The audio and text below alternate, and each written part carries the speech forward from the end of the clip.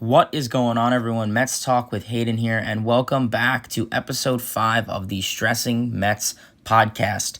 We are halfway through the 2024 Major League Baseball season, and the first half of the New York Mets season has already concluded. And oh my God, to quote this team's new motto, what an incredible roller coaster of happenings for this New York Mets ball club. As everyone is aware, this team was emotionally wiped out, checked out in the middle of May, 11 games below 500 at rock bottom times 10. However, we all know the Grimace Magic arrived and helped this club turn things around, as they have gone on many winning streaks and runs over the past 6 to 7 weeks.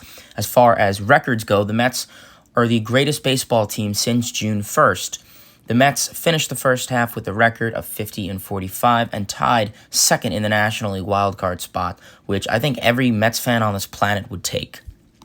So let's talk about the factors of why this team is successful and how they turned it around, and just overall summarizing the first half. So let's start with the offense, which is one of the main reasons why this club is doing well and how they are at the current moment.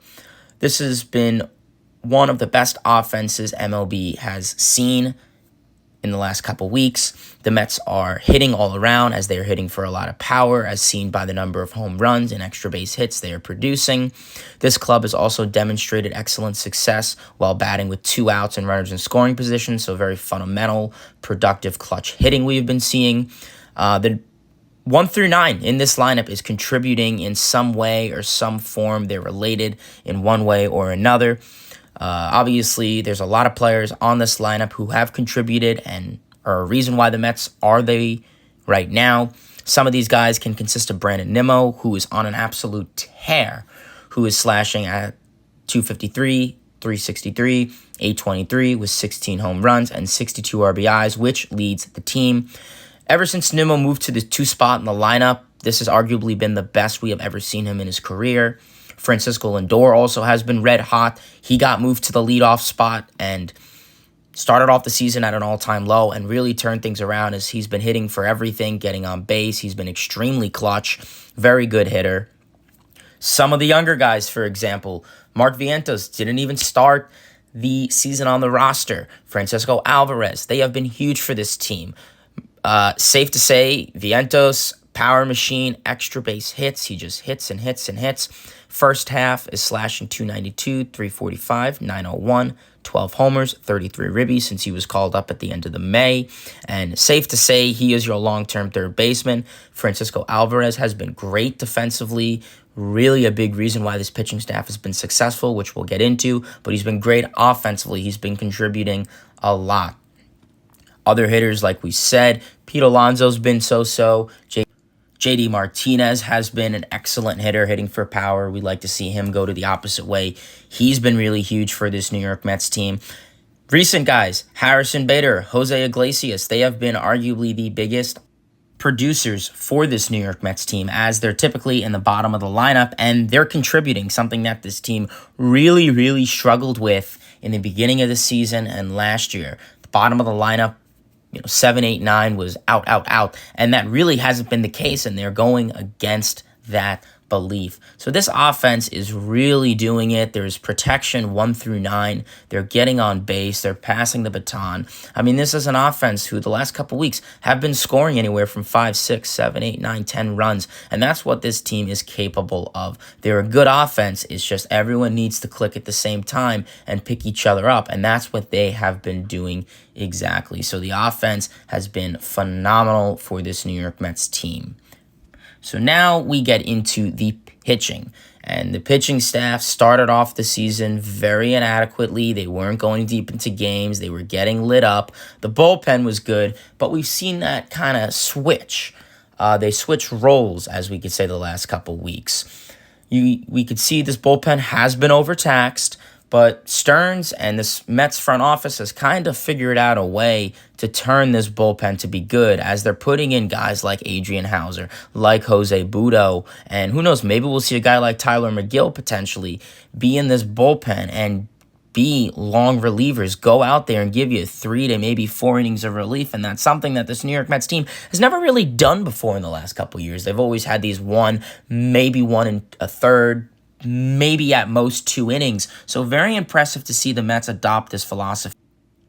As we could all say, the bullpen in 2024 for all Major League Baseball teams are very important. As we could see, pitchers are not going deep into games.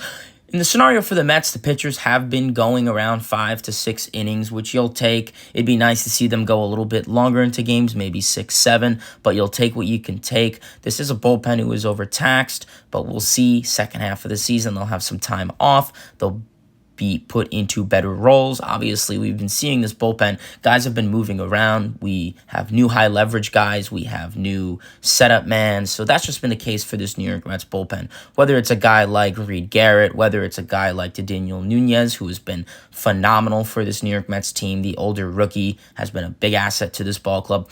Edwin Diaz, he's kind of had a roller coaster season, got lit up early, injured, suspension, so hopefully he could settle in, and he's going to be a very important closer because closer by committee is very hard for a lot of baseball teams. So I think having Diaz back will be phenomenal. Some other bullpen arms that could also consist of Adam Ottavino, Eric Orrs, Danny Young. So we're just going to have to see. This Mets bullpen is going to have to settle. That's something that the Mets will be addressing in the next couple days to weeks, is getting some more bullpen help. Phil Maton, the recent acquisition, has been pretty adequate and solid so far. But like I said, the use of long relievers has really helped this team out a lot. Very much helped this team out a lot. You go to the rotation that, consists of Luis Severino, big bounce back season. Sean Manaea, big bounce back season. Jose Quintana has, had his good, had his bad, but recently we've been seeing a lot of good. David Peterson, tip of the cap to him. He has been lights out this season, really changed up his approach, getting more swinging and misses, getting more ground balls, keeping the pitch count in his favor, limiting walks. He's been great. And then obviously, like we said, we have the long relievers in Budo and Hauser, which has been phenomenal. So overall, this pitching staff has it's had its good, had its bad, but right now, we've been seeing more good from the starting rotation. Christian Scott made his MLB debut. He's another guy to talk about. My apologies for forgetting to mention him. It'll be interesting to see what the Mets do with him. For the rest of the season, we know that they want to keep his pitch count low. So, he's only been going 5, 6 innings in most games. But right now, we're going to have to see, are there going to be some new guys added to this roster, whether it's in the bullpen, to help this team out, and that's something that the Mets are going to have to address and likely are going to need help because right now this is a bullpen who is overtaxed, and if there is anything I am worried about going into the second half, it is this bullpen. They've blown plenty of games, but and also come down to a lot of nail biters, so we'll have to see, but some injuries like Sean Reed-Foley, Drew Smith definitely have caught the team off surprise. So, it's been hard for Mendoza to kind of adjust when it comes to his bullpen management. Like I said, he is a rookie manager, so he has been so-so with the bullpen. It's not like he's blown any games drastically, but there's also has been some questionable moves by him. But right now, the pitching staff has been, so-so. We've seen the good out of them. We've seen the bad.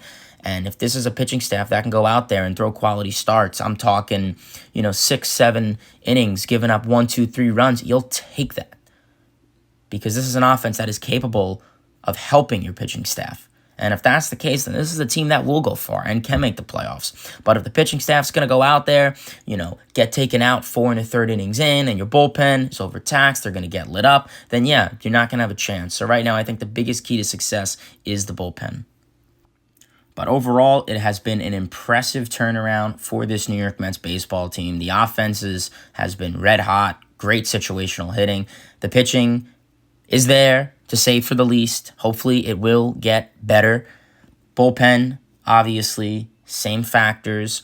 But overall, this is a team that has really turned things around. They are in a playoff spot going into the wild card. They're over 500 going into the break. You will take that any day of the week if you are a Mets fan. Alrighty, baseball fans, and that is the end of this video. Please feel free to give this video a like, comment, subscribe, turn on those post notifications. I'd be very interested to hear what you have to say first half of the New York Mets 2024 season is in the books. And boy, I am excited and interested to see the second half. Hopefully, we could be talking about October baseball this season. So we will have to wait and see. Alrighty, baseball fans, give this video a like, comment, subscribe, turn on those post notifications, and all that great stuff. Till next time, baseball fans, see ya and LFGM.